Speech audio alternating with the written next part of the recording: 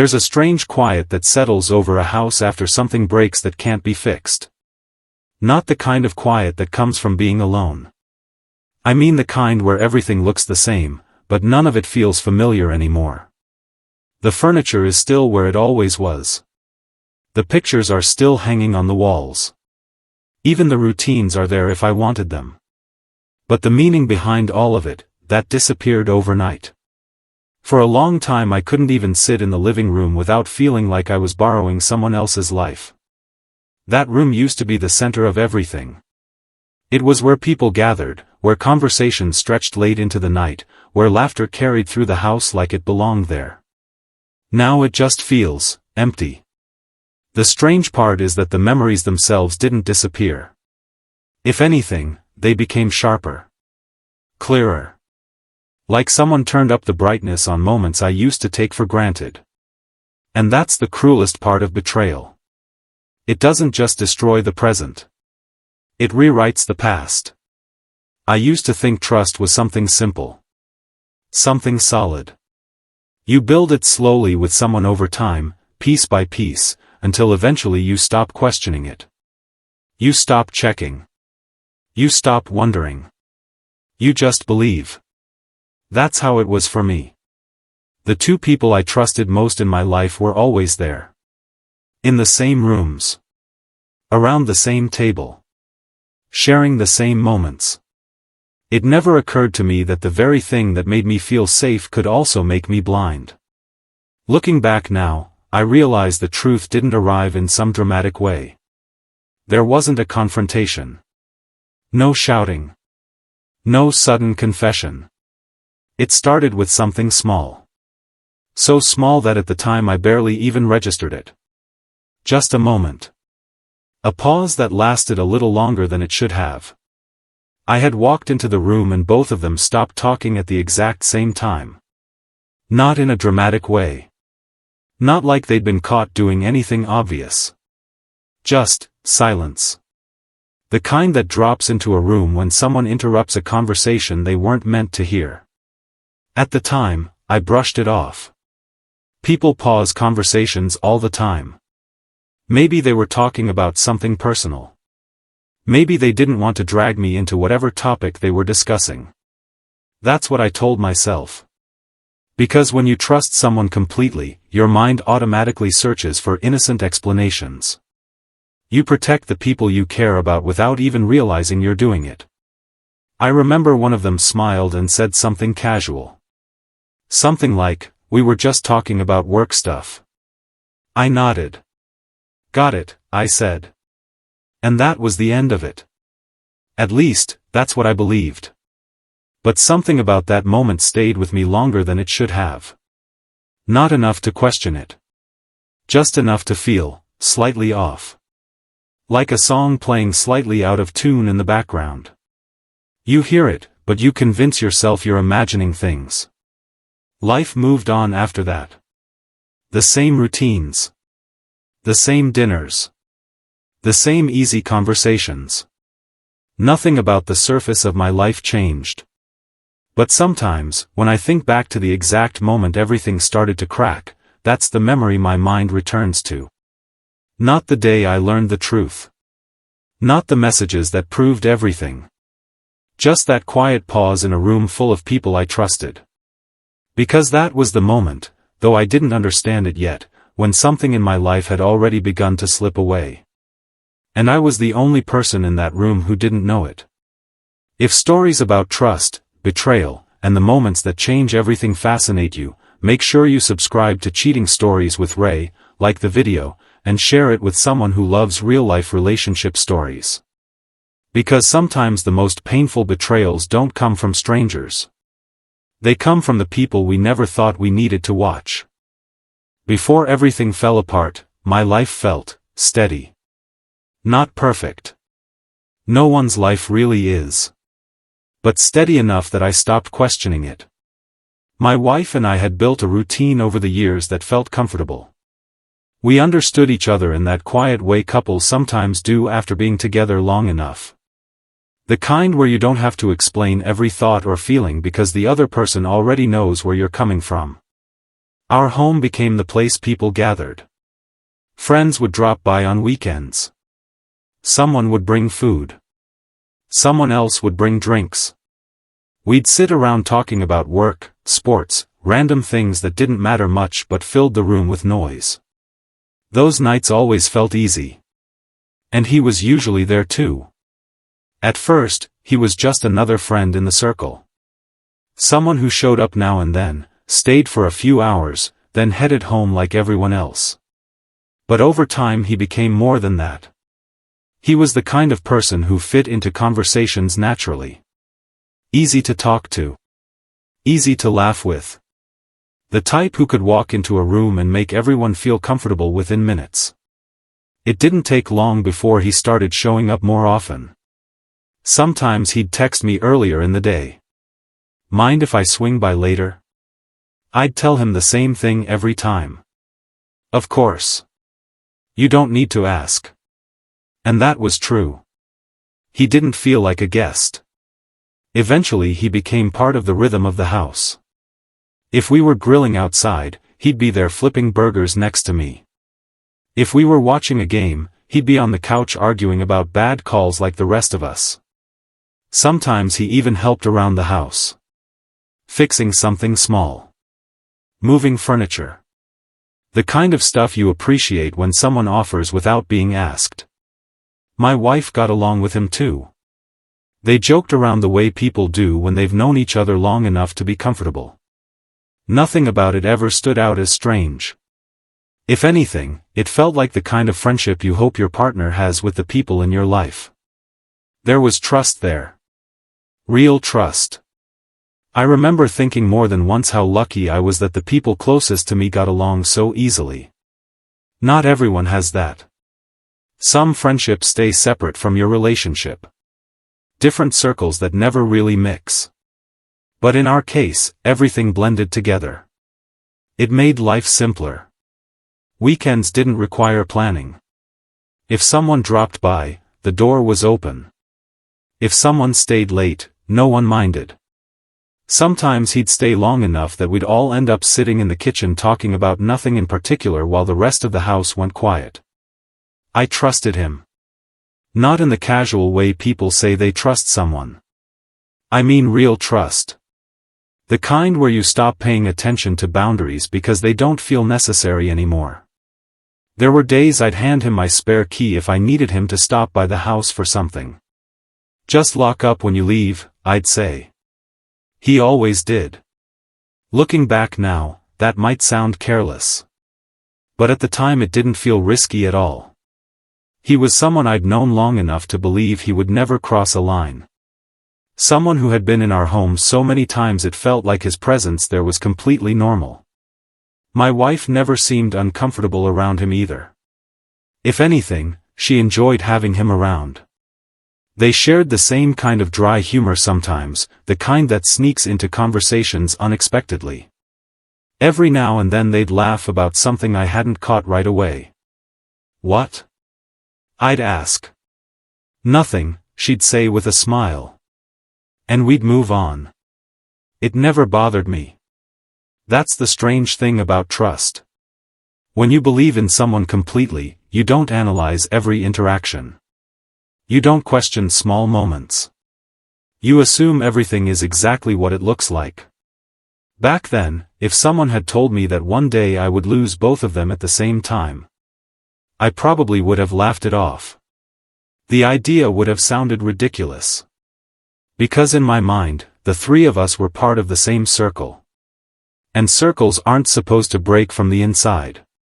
Over time, the lines between friendship and routine started to blur.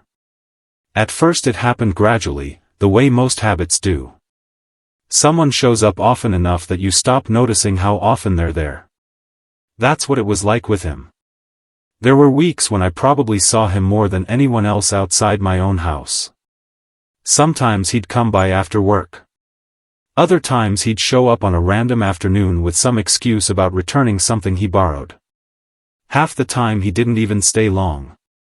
Just enough to talk for a while. Just enough to feel like part of the day.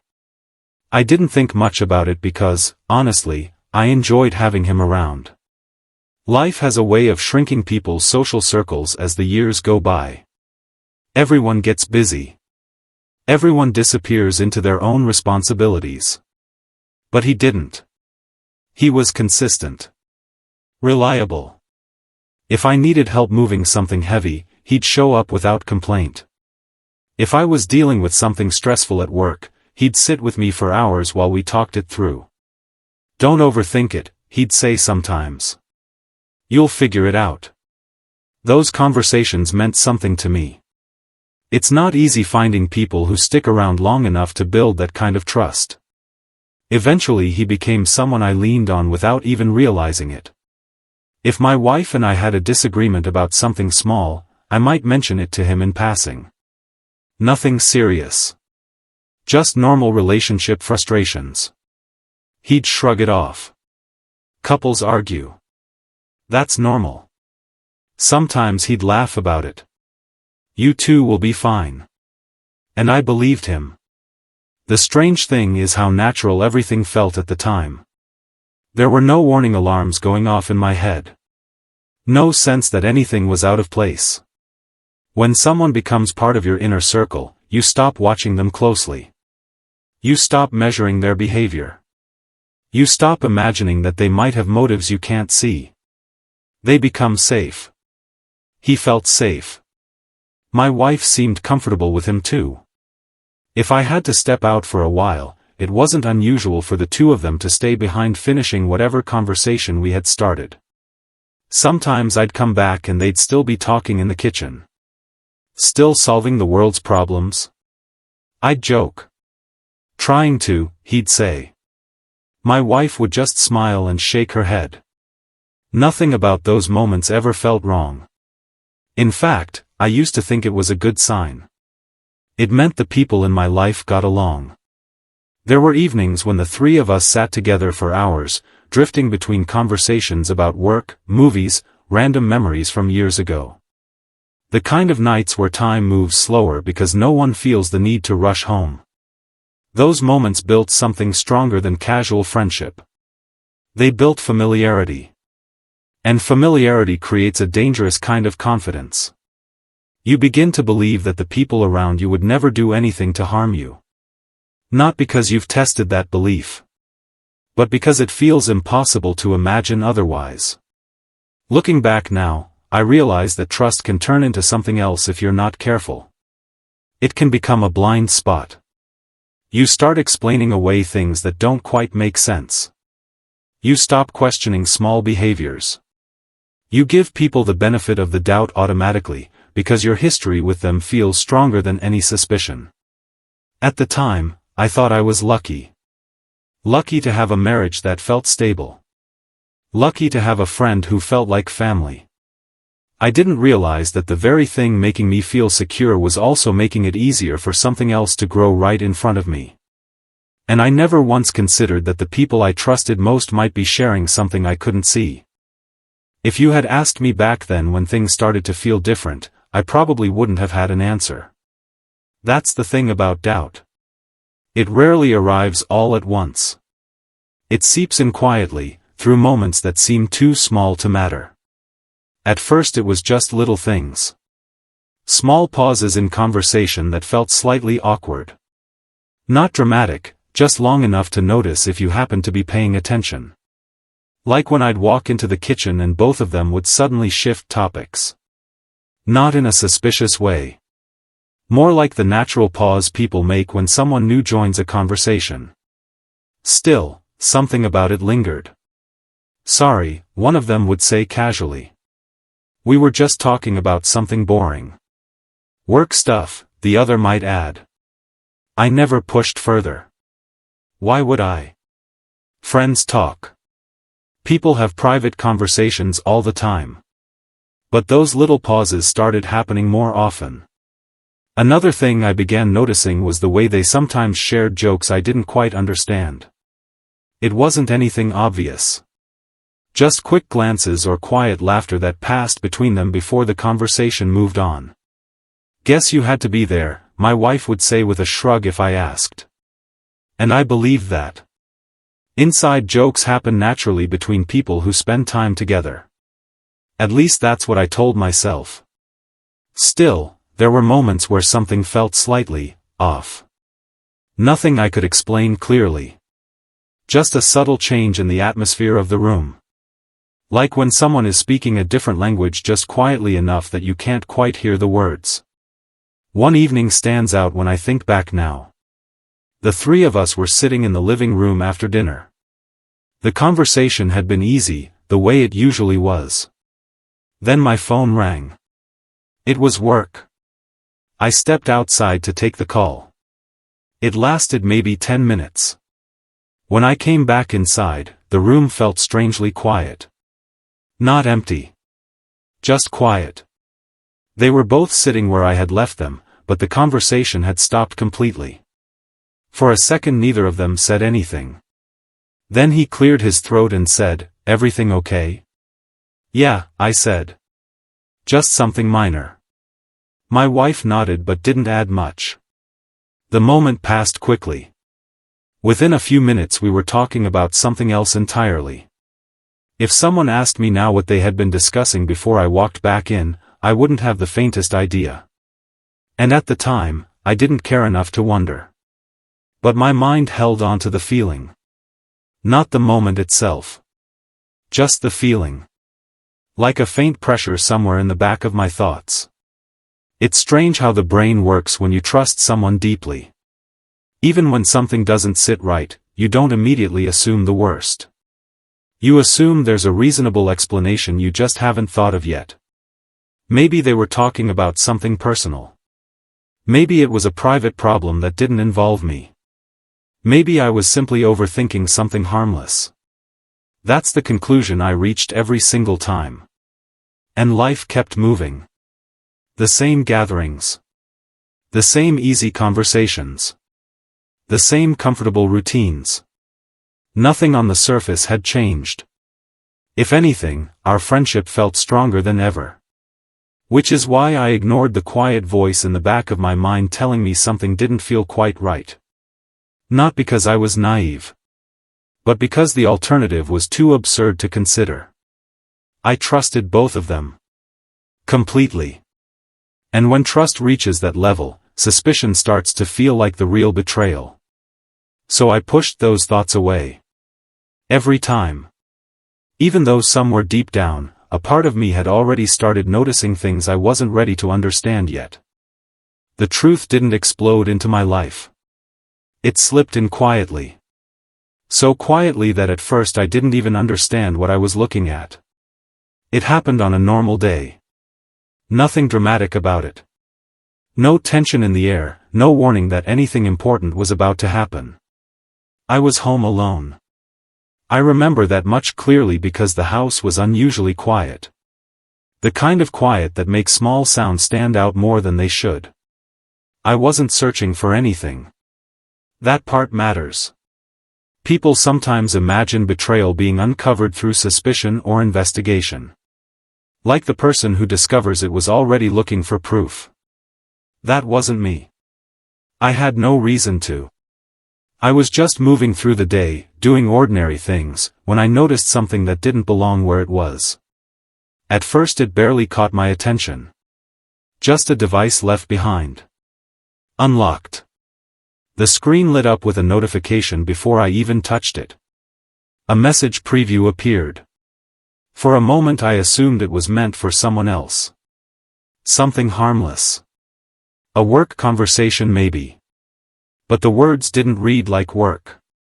They read like something private. Something careful. The kind of message people write when they're choosing every word. I stared at the screen longer than I should have. Then another message appeared beneath it. And another. That's when the first wave of confusion hit. The conversation wasn't new. It had been going on for a while. Long enough that the tone between them felt familiar. Comfortable. Too comfortable. I remember thinking there had to be some misunderstanding. Some context I was missing. Maybe it was a joke that looked strange without the full conversation. Maybe I was reading something that had an innocent explanation.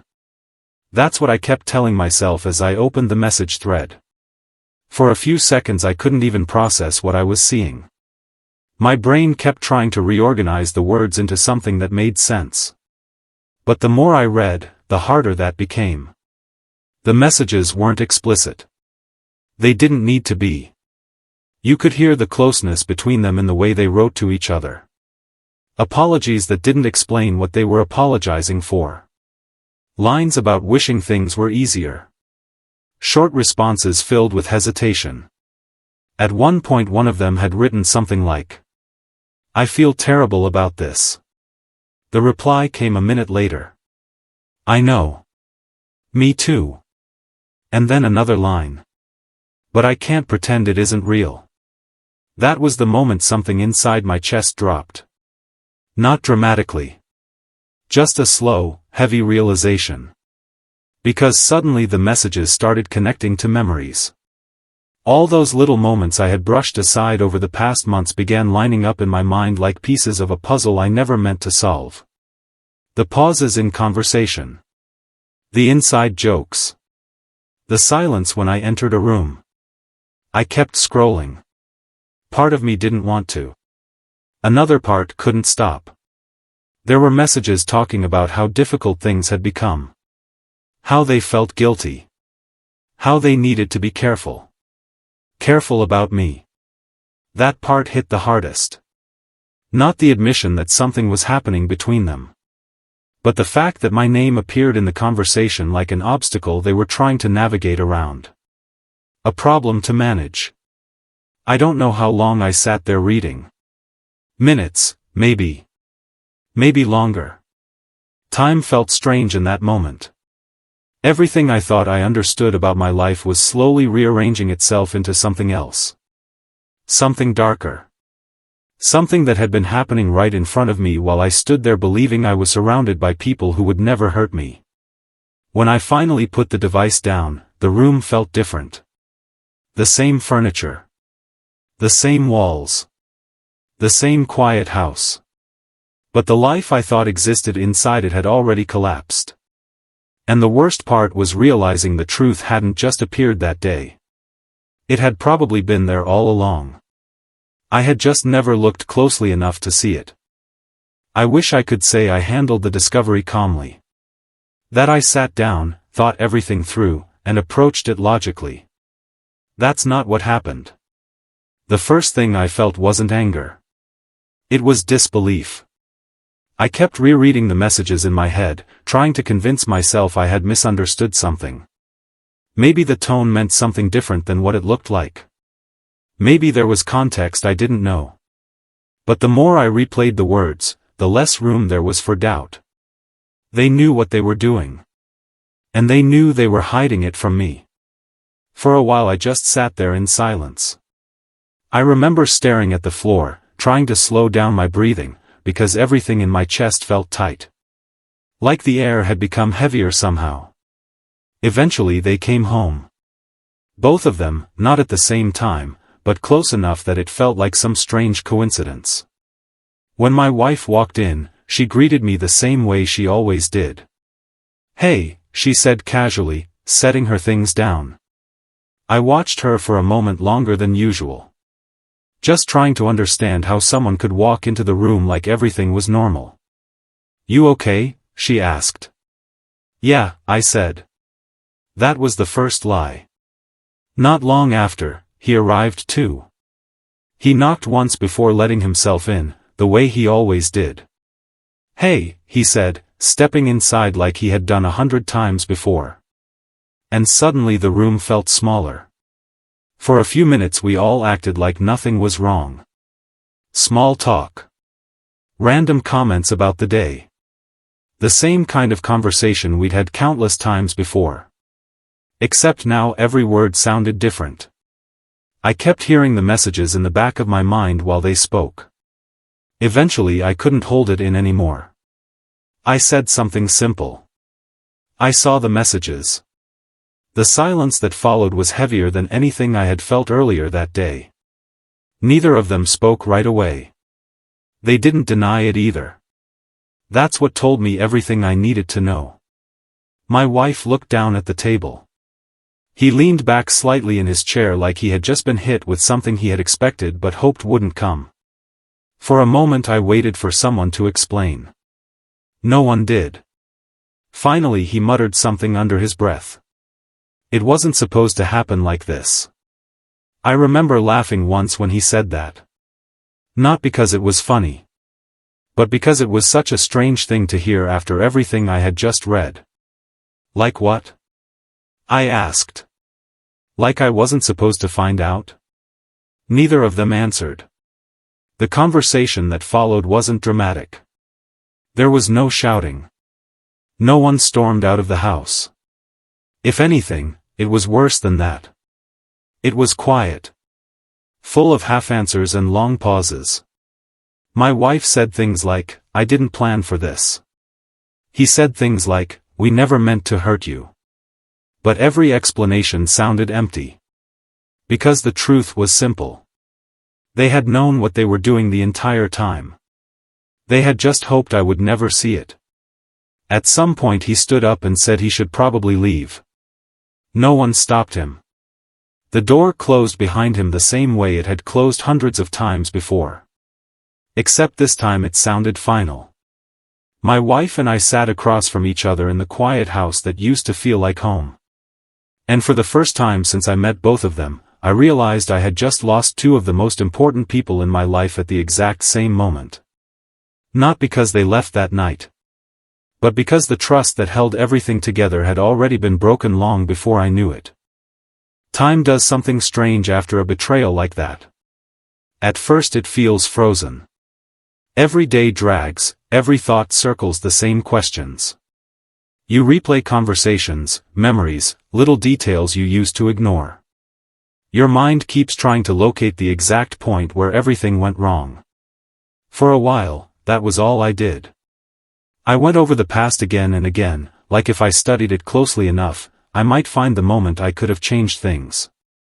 But the truth is, life doesn't leave markers like that.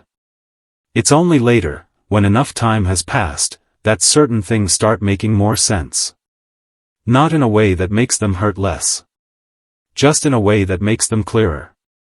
I started remembering small moments I had dismissed before. Not because they looked suspicious, but because at the time they felt harmless. The quiet conversations that stopped when I entered the room. The private jokes. The long pauses before answering certain questions. Back then, I trusted them both so completely that my mind automatically protected them. I filled in innocent explanations before doubt ever had a chance to grow. Now those same memories look different. Not dramatic. Not obvious. Just, different enough that the pattern becomes impossible to ignore once you see it. One thing I realized over time was that betrayals like this rarely begin with some big decision. They grow slowly. A little too much time spent talking. A little too much emotional closeness. A few boundaries that shift so gradually no one feels the moment they disappear. At some point, what should have stopped simply, doesn't. And then everyone involved starts pretending the line was never there to begin with. That realization took a while to accept. Because the hardest part wasn't just losing a relationship. It was accepting that the two people I trusted most had made the same choice again and again. Not once. Not accidentally. But repeatedly, in quiet moments when they knew exactly what they were risking. Eventually the distance between us became permanent. Not through some dramatic ending. Just through silence. Conversations stopped. Messages went unanswered. The routines that once felt automatic disappeared from my life. At first the quiet felt unbearable. The house felt too large. Too empty. But over time something unexpected happened. The quiet stopped feeling like punishment. It started feeling like space. Space to think. Space to rebuild a life that no longer depended on people who had already decided I wasn't worth protecting. I don't claim to have all the answers now. Some days I still wonder how long it had been going on. Other days I ask myself if there was a moment when either of them considered stopping. I'll probably never know. And maybe that's the part you eventually learn to live with. Because closure doesn't always arrive in the form of explanations. Sometimes it comes from understanding a simpler truth. Trust is powerful. But when someone uses that trust as cover, the damage goes deeper than the betrayal itself. It changes how you see people. It changes how you see the past. And it forces you to ask a question you never expected to face. If the people you trusted most were capable of hiding something like that, how would you know who truly deserves your trust now? If stories like this make you stop and think about trust, relationships, and the choices people make behind closed doors, make sure to subscribe to Cheating Stories with Ray, like the video, and drop a comment sharing what you would have done in this situation. Because sometimes the hardest question isn't what happened. It's deciding whether you would ever trust the same way again. People sometimes ask if I hate them. I understand why. When someone hears a story like this, the natural reaction is anger on behalf of the person who was betrayed. But the truth is more complicated than that. For a long time, anger was definitely there. It came in waves. Sometimes strong enough that I'd replay the conversations in my head, imagining all the things I could have said differently. The things I should have noticed sooner. The moments I wish I had confronted instead of ignoring. But anger doesn't stay sharp forever. Eventually it changes into something quieter. Something heavier. What stayed with me longer wasn't rage. It was the realization that trust itself can be used in ways you never expect. When someone earns your loyalty, they gain access to parts of your life most people never see. Your routines. Your vulnerabilities. Your blind spots. You assume that access comes with responsibility. You assume that the person on the other side of that trust understands what it means. Most of the time, they do. But not always. That's the part one had to accept. I spent months wondering whether there had been a single moment when things could have gone differently. A moment where someone could have stepped back and said, "This isn't right." Maybe that moment existed. Maybe it didn't. The reality is, relationships don't collapse in a single day. They shift slowly. A boundary bends here. A secret appears there. A decision gets delayed because dealing with it feels uncomfortable. And over time, those small decisions build something bigger. Something that eventually can't be hidden anymore. Looking back now, I don't believe either of them started out planning to destroy my trust. I think they simply stopped protecting it. One small choice at a time. And by the time the weight of those choices became real, the damage was already done. The hardest lesson for me wasn't learning that people can betray you. Everyone understands that possibility on some level. The harder lesson was realizing how easily betrayal can hide behind familiarity. Behind shared meals. Behind laughter. Behind years of memories that feel genuine in the moment. When someone stands close enough to you for long enough, you stop imagining that they could be the person who breaks everything. That's the part that lingers. Not the arguments. Not the explanations. Just the awareness that trust is both the strongest and most fragile thing in any relationship. You can spend years building it with someone. And once it breaks, you start looking back at every memory through a different lens. Sometimes I wonder if things would have felt different if the betrayal had come from a stranger. Someone outside my life. Maybe it would have been easier. Because strangers don't have access to your history.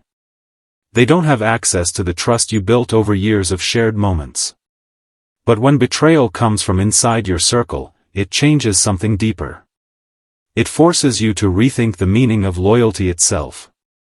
And that leaves you with a question that doesn't have a simple answer. If someone you trusted like family was capable of crossing that line without telling you, would you ever truly be able to trust someone that deeply again? Or does a betrayal like that change the way you see every relationship that comes after it?